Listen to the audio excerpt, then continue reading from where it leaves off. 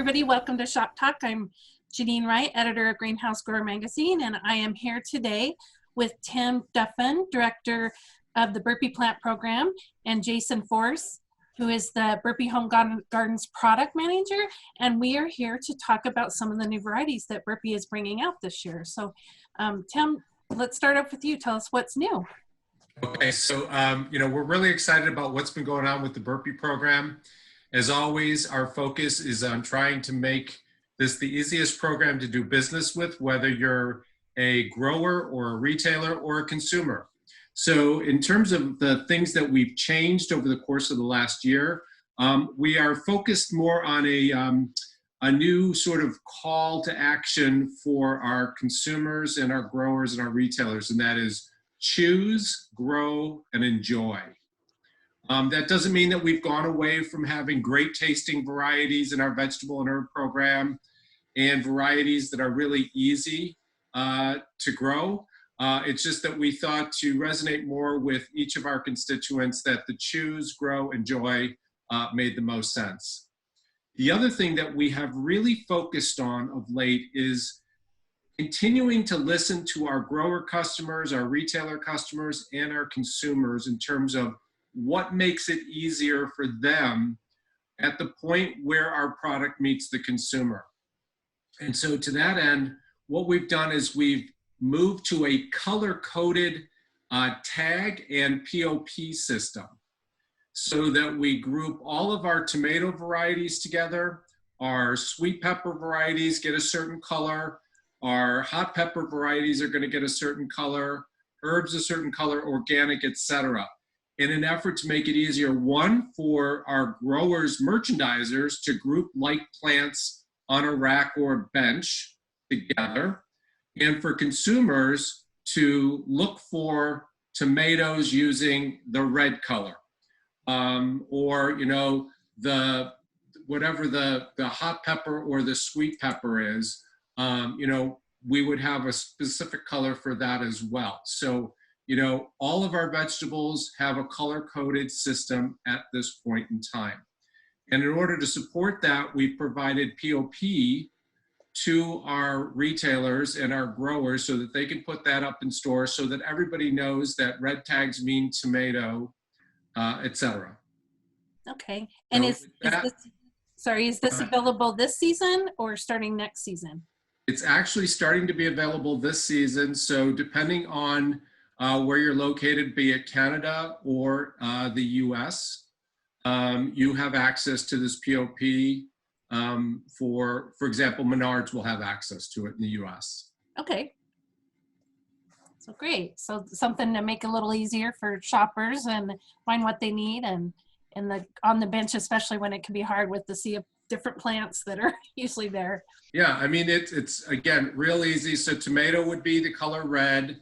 Herbs would be sort of a darker blue. Sweet peppers are orange. Hot peppers are purple, and organic is green. Okay. Now, are the retailers and stuff, do they pay for the POP, or is this free with like a shipping charge? Or so all of our POP is free with the exception of shipping. We do ask that the growers and or retailers pay for the shipping, but otherwise all the POP is free and they can order as much as they want. Okay, great. So Jason, let's talk varieties.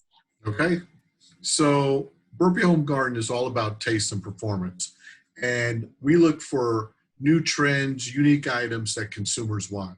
All of our varieties are field tested to make sure they perform to the highest standards, your customers expect. And we really do have an exciting lineup this year. There's a lot of new varieties out there, a lot of good varieties. We feel that we've covered the base on all the basic varieties that people are looking for. So we're really looking for what's exciting, what's new, what's trending, that you see on cooking shows and in restaurants and everything like that. So it's been, they're harder to come by and you have to weed through a lot of things to get there, but we think we do have some fun stuff this year. So the first one I'm going to talk about is sweet slaw cabbage. So this is a cone-shaped cabbage, which is sort of unique. Most cabbages are round, so this is a cone shape. But the reason we call it sweet slaw is because it is more of a sweeter cabbage and makes great coleslaw. I love coleslaw.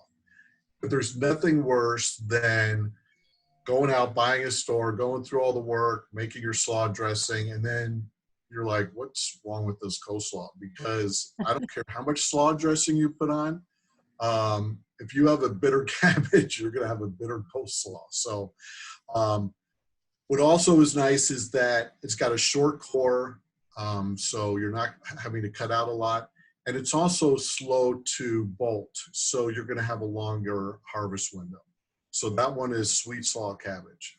Okay. So the next one is unique. It's called sweet fang cabbage.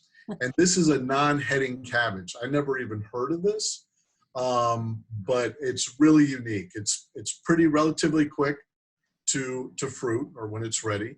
And what is unique about it is that it's a sweet, imagine a sweet tasting like collards or kale. So I'm not a big fan of collards or kale, just because they tend to be more bitter. Well, this has dark green leaves with white veins. And what's great about it is you don't have to cut out the veins. You know, with cabbage and kale, you got to cut out the veins because they're tough. Well, these are tender and they're sweet. So you could chop them up and cook them right into your recipes that you would a kale or collards, and really enjoy. So just think of it as a much easier, better tasting collards or kale. So that's sweet fang cabbage. Our headliner this year is a new pepper called Armageddon, and it's as hot as it sounds. This is our big intro. We were so excited when we got this variety that we actually did a late introduction for last year. Hot peppers seem to be all the rage. We can't even keep it in stock here. We just keep running out. The hotter, the better. So the challenge with most of the hot peppers is they're very late to fruit. They're just a long variety. So this takes 2 to 3 weeks off of that. And think of it as a hybrid Carolina Reaper. So you're going to get the same Scoville rating of 1.3 million, and you're going to get a lot more fruit, and it's going to fruit 2 to 3 weeks earlier. So that's going to help a lot of areas of the country that have a shorter season. But I mean, I haven't personally tasted it, and I'm about to, but I've been told that it's got great flavor. You know, a lot of people use these hot peppers in oils. You know, they'll make their own oils that they'll use for dipping sauces or in recipes, or they'll dry them and then grind them to a powder and then use them, you know, a pinch or two in their chili or their recipes. I don't know a lot of people that use them fresh, but they are definitely a big trend right now. So we're very excited about Armageddon pepper. And then we're going to go from hot to not.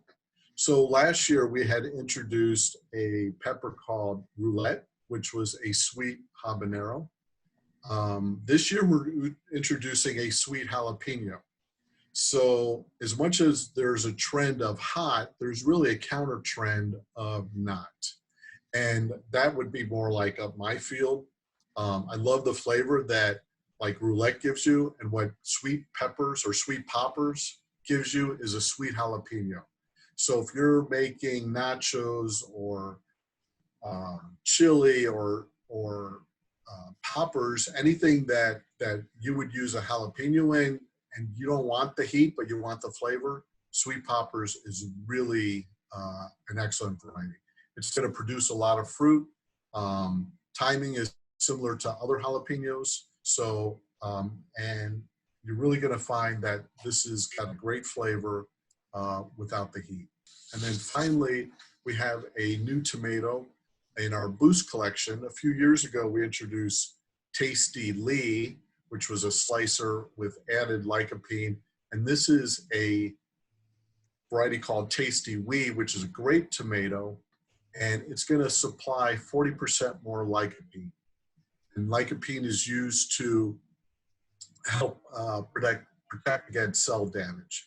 So for those who are looking for that little extra boost in their vegetables, we have a great collection of varieties, and this is our latest edition called Tasty Wheat. It produces like crazy. It is an indeterminate. You're going to have to stake it, but it's not a crazy indeterminate. It'll max out about 5-6 feet and produce all summer long. So that's the benefit.